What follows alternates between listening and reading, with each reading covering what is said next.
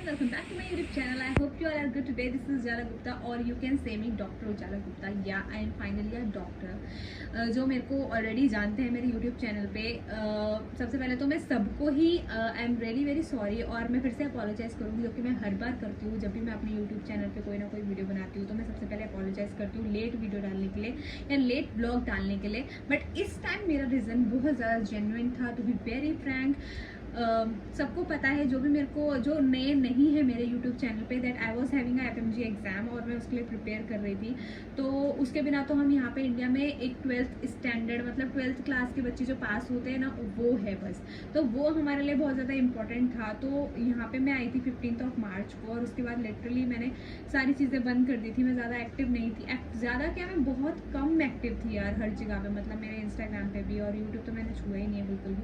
तो मैं एक्टिव रही ही नहीं हूँ। तो उस दौरान मैं वो सब कुछ नहीं कर पाई और हमारा एग्ज़ाम था 6 जुलाई को और उसके बाद रिजल्ट आया। रिजल्ट की टेंशन इतनी हो जाती है कि भाई बंदा, मतलब बाकी लोगों का ऐसा होता है कि वो अपना मूड फ्रेश करने के लिए कोई ना कुछ करते हैं। बट यार मेरा दिमाग, मतलब वही चीज़ रिकॉल्स वगैरह देखना, ये सब कुछ करना, मैं उसी में ही, मेरे को लोगों ने कितनी बार बोला कि यार ये सब कुछ मत देखिए, वो ऐसा वैसा। बट एक होता है ना कि यार सेल्फ सेटिस्फेक्शन के लिए मैं वही करती रह गई, तो इसलिए उन सब चीज़ों में टाइम नहीं मिला। बट या अब मैं अपने यूट्यूब चैनल पे लिटरली कांस्टेंट रहने वाली हूँ। आप इस बार मेरे पे भरोसा कर सकते हो। तो ओके, सो ये जो आज की जो मेरी यूट्यूब वीडियो है, it is all about how I prepare during my FMG journey. मतलब जो भी मैं पढ़ रही थी उसके दौरान मैंने क्या क्या चीज़ें फेस करी और कौन कौन से सोर्सेज जो है वो मेरे को अच्छे लगे, कहाँ से मैंने पढ़ा, कौन कौन से टेस्ट सीरीज़ मैंने ज्वाइन करे, कितने गैप में मैंने अपने GTs दिए और मेरे को क्या चीज़ ज़्यादा कंफर्टेबल लगी करना, और कौन से टीचर्स जो कि हमारे लिए बहुत ज़्यादा इंपॉर्टेंट होता है, क्योंकि किसी टीचर्स का किसी बच्चों को समझ में आता है, किसी का किसी को समझ में आता है। बट और कोई ऐसा होता है ना कि मतलब वो टीचर बेस्ट है, उसके बारे में बहुत ज़्यादा सुना है, ये वो ऐसा वैसा, बट हमको किसी नहीं समझ में आता, उस टीचर का हम कैच नहीं कर पाते। तो this video is all about that, क्योंकि मेरे को बहुत सारे DMs आए थे। इवन तो मेरे साथ बहुत सारे मेरे फ्रेंड्स थे जिन्होंने एग्ज़ाम दिया था मेरे साथ, बट किसी का क्लियर हुआ, किसी का नहीं क्लियर हुआ। तो उन्होंने भी मेरे को बहुत बार पूछा कि उजाला सेम चीज़ जब पढ़ी तो हम कहाँ पे लैक कर गए, वो वाली चीज़, और तूने ऐसी कहाँ से, तेरा क्या सोर्स था। तो वो उस कंटेंट के लिए ये मतलब मैंने वीडियो बनाई है, ये कंटेंट है मेरी आज की वीडियो का। और दूसरी चीज़ ये कि मेरे को मेरे जूनियर्स के भी बहुत सारे मैसेजेस आए थे कि दीदी I am in 4th year, मैं भी 6th ईयर में हूँ, तो क्या पर्टिकुलर टाइम है मेरे पास, अभी मेरे पास कितना, मतलब मेरे को कितना टाइम चाहिए FMG के लिए प्रिपेयर करने के लिए, ऐसा। तो करने वाले तो जो होते हैं वो अपना FMG को 6 मंथ 4 मंथ में ही कर लेते। मतलब FMG की पढ़ाई जो होती है, अगर अपने मन लगा के दिन रात लगा कर पढ़ रहे हैं वो, तो 6 मंथ 7-8 मंथ इज इनफ। वो अपना एक कैपेबिलिटी होती है कि आपको कितनी उसकी रिवीजन चाहिए। एक जो बुक होती है उसको ख़त्म करना इज़ नॉट आपने पढ़ाई कर ली उस पर्टिकुलर सब्जेक्ट की, तो वो नहीं होता। पढ़ तो सबको ही लेते हैं हर एक सब्जेक्ट को, बट उसकी revision, how many times you are revising that subject, that is most important thing.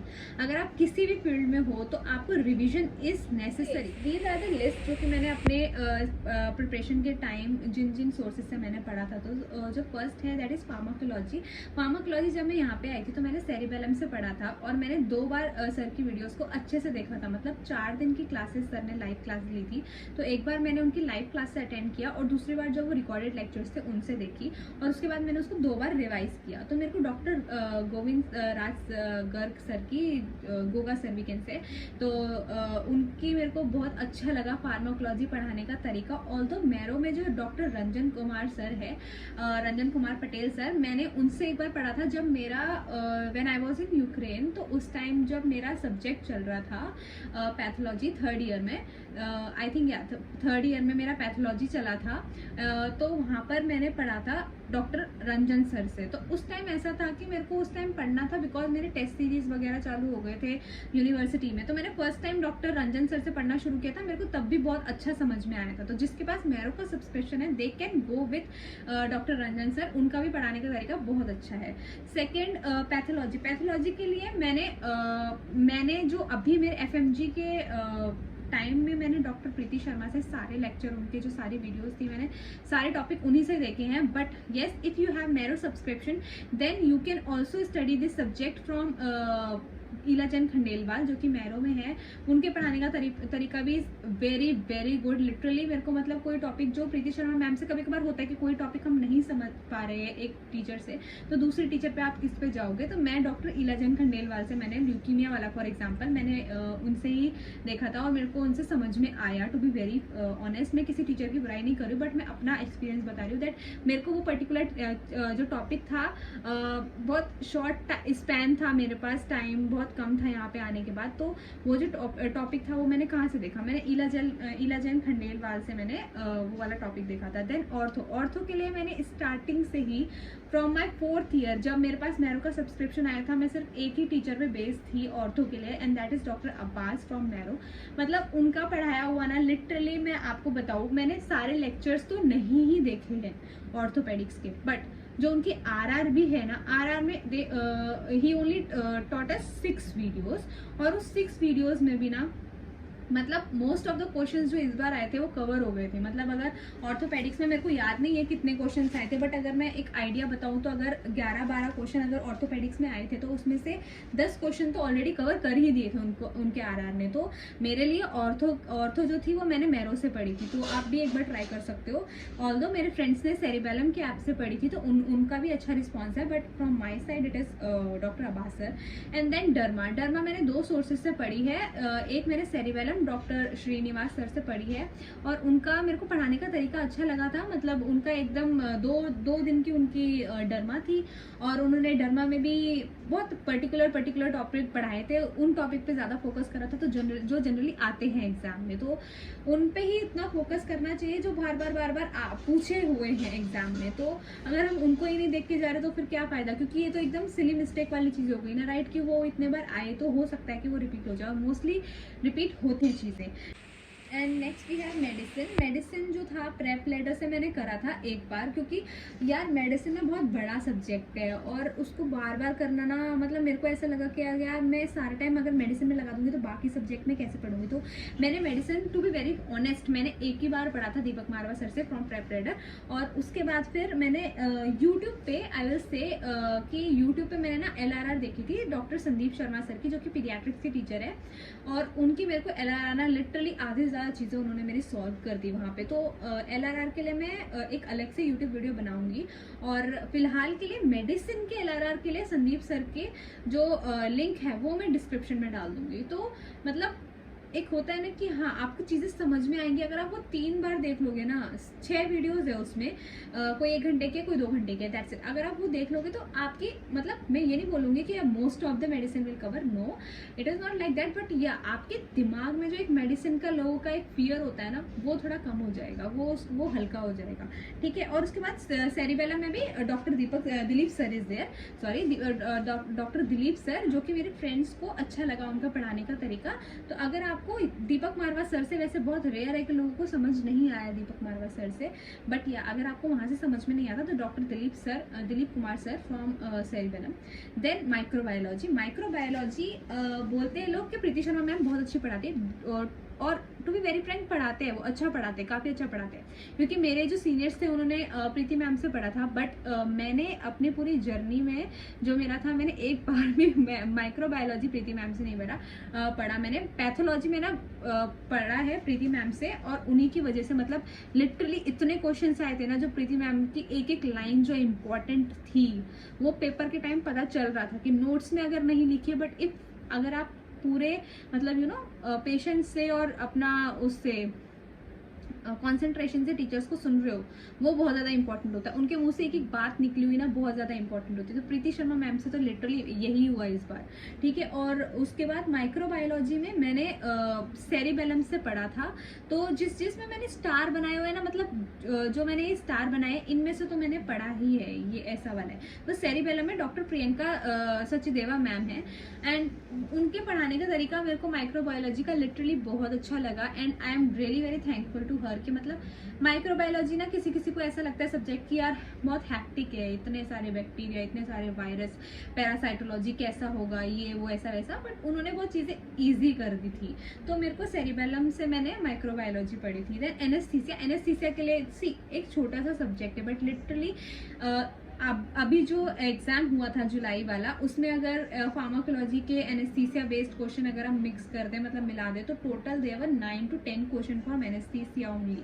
मतलब हर बार 4 से 5 क्वेश्चन आते, बट इस बार 9 से 10 क्वेश्चन आए थे। तो अगर कोई बंदा इस सब्जेक्ट को हल्के में ले रहा है तो भाई नहीं लेना, कुछ भी अनप्रिडिक्टेबल हो सकता है एफएमजी के एग्जाम में।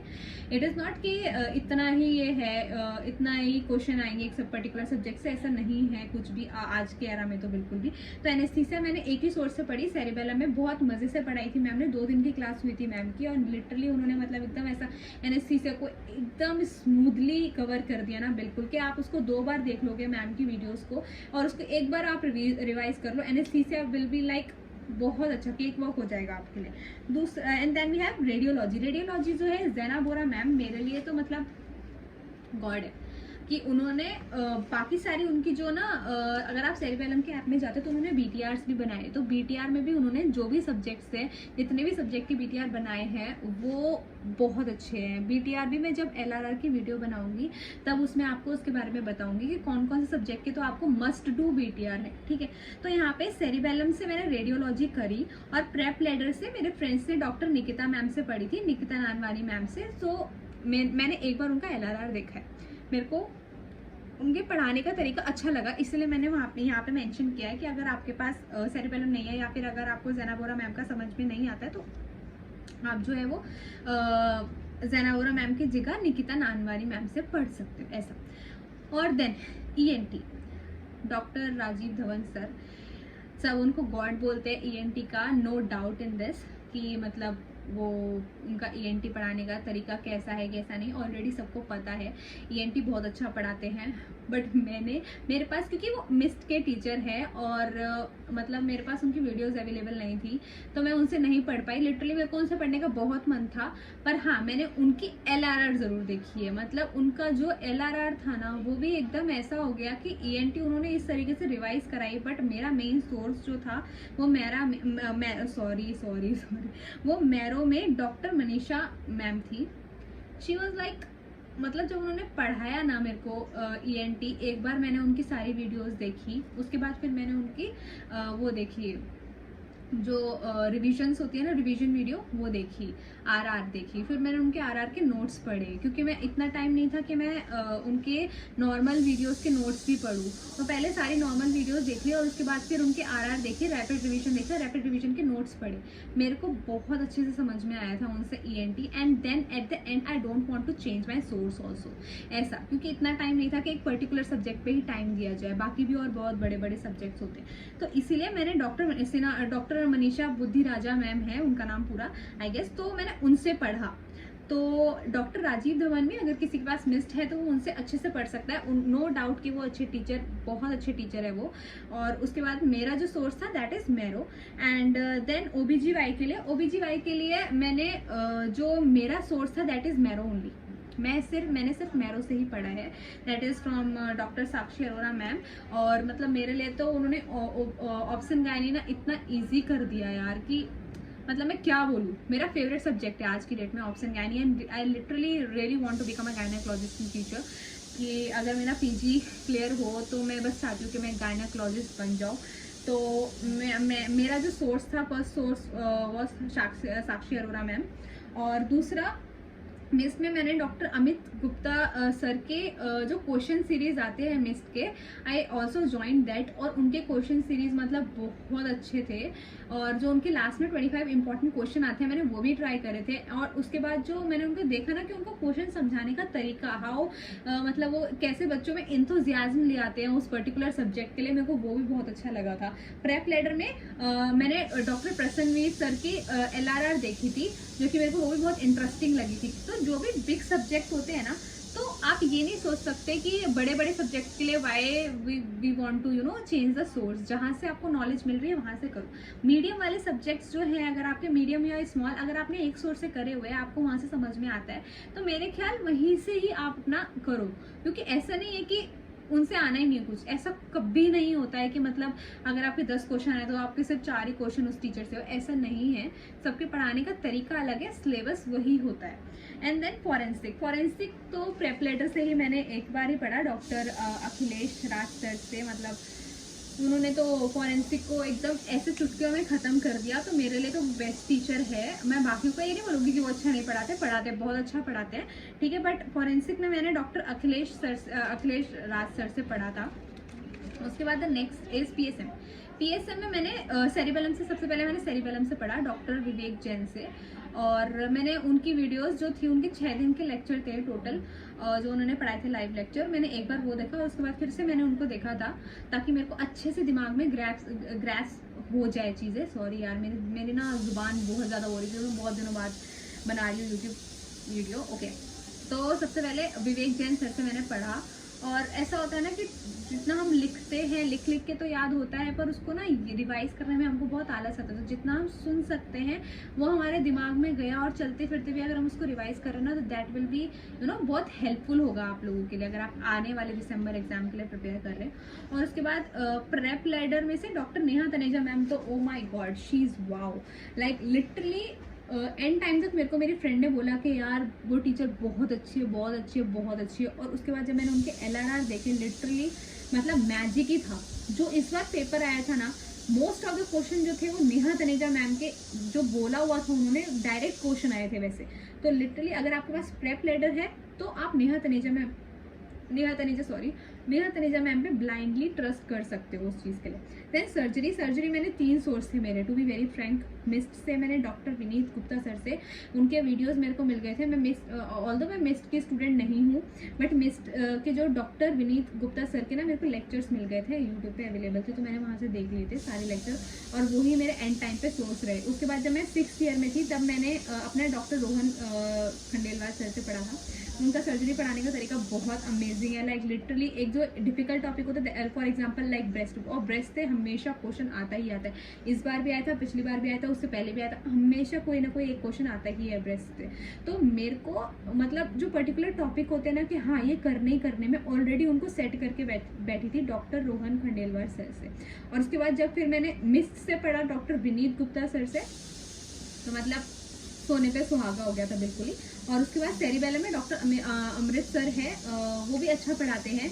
मैंने उनकी एक बार देखी थी, बट मैं ऐसा बोलूँगी कि मेरे को उस टाइम ना इतना समझ नहीं आया था। कुछ लोगों को डॉक्टर अमृत सर का इनफ लगता है। अगर आपको उनका इनफ है तो वेल एंड गुड, अगर आपको लगता है कि आपको उनसे समझ में आ रहा है अच्छे तरीके से, तो बहुत अच्छी बात है। बट मेरे जो सोर्सेज थे वो था mist. Eight the and time जब मैं यहाँ पे आई, तो सिर्फ और सिर्फ मैंने मिस्ट से उनके लेक्चर्स देखे और उनके नोट्स पढ़ना शुरू करे अच्छे से। मतलब मिस्ट से अगर 2 बार अगर आप उनके सारे नोट्स रट लेते हो ना, तो आपके बहुत अच्छा मतलब सर्जरी आपको बहुत अच्छा स्ट्रॉन्ग हो जाएगा। और मैरो से तो है ही, मतलब डॉक्टर रोहन खंडेलवाल सर ने तो कमाल ही करा हुआ है। और दूसरा सेरिबेलम डॉक्टर अमृत सर। तो मैं ऐसा बोलूँगी कि जितने भी बड़े बड़े सब्जेक्ट होते हैं ना, आप उनमें ना ट्राई करो कि जो भी अच्छे सोर्सेज है उन पे जाओ। For example these 3 sources are ना बहुत अच्छे सोर्सेज है ये, ठीक है। उसके बाद ऑप्थेल्मोलॉजी मैंने प्रेप लेटर से पढ़ा था और डॉक्टर रुचि मैम से, तो मेरे को उनसे अच्छे से समझ में आया, ठीक है। और उसके बाद साइकेट्री के लिए सेरिबेलम में मैंने डॉक्टर प्रवीण सर से पढ़ा था।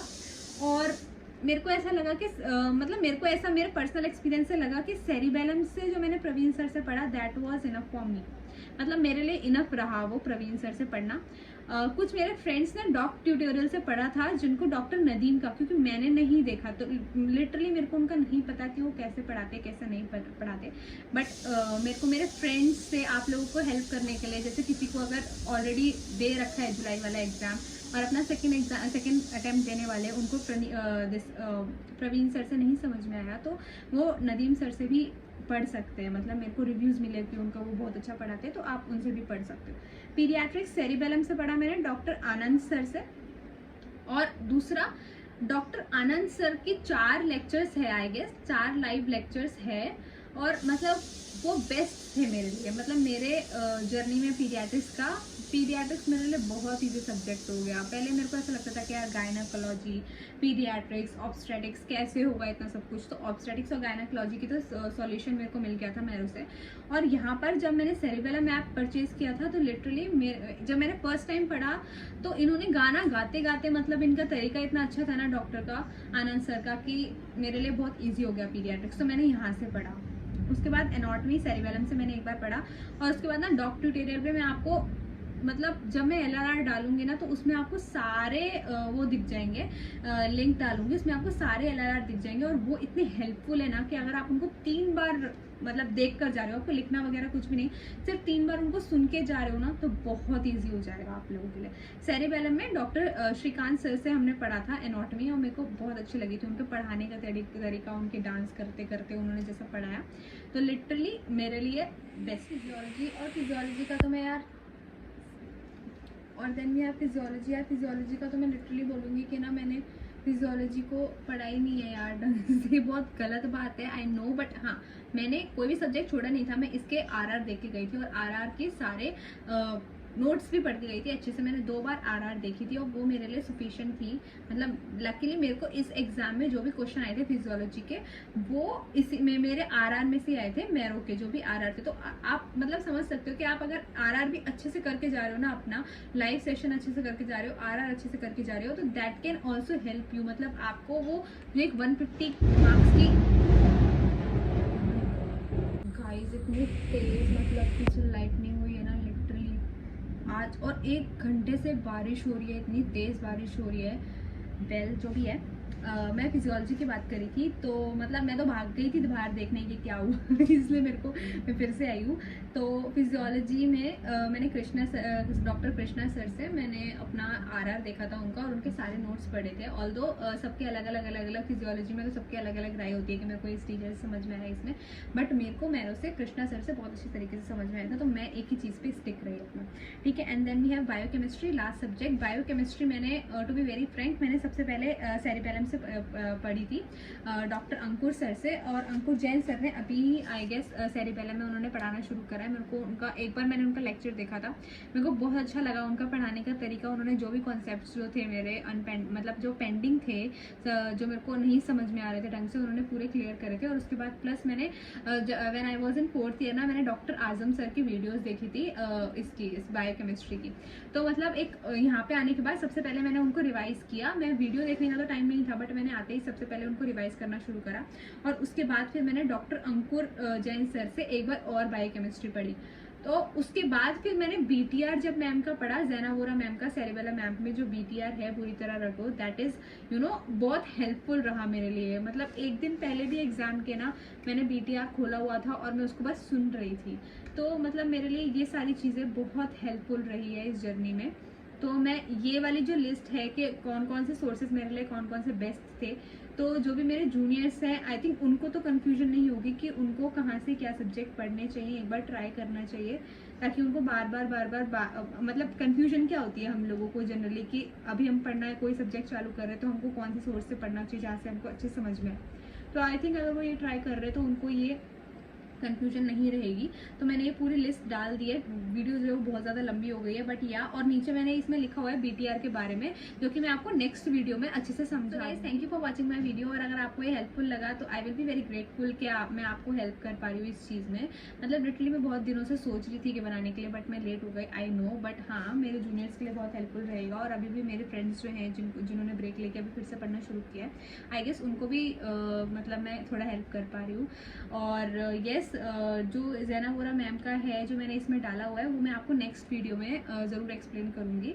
और या thank you for watching my video, and if you haven't subscribe to my YouTube channel then please do subscribe. और या see you in my next video, till then bye bye.